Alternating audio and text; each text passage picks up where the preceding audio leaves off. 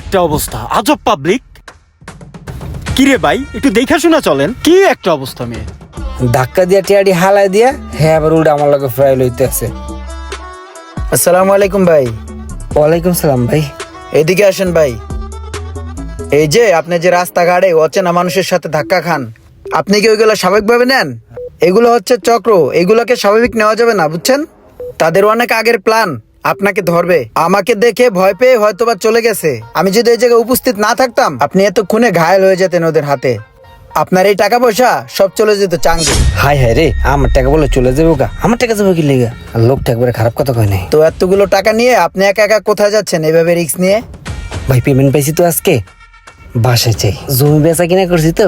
আচ্ছা, জমি বেচার পেমেন্ট পাইছেন, এইভাবে যাও তো রিস্ক। আপনি এক কাজ করেন, আমার সাথে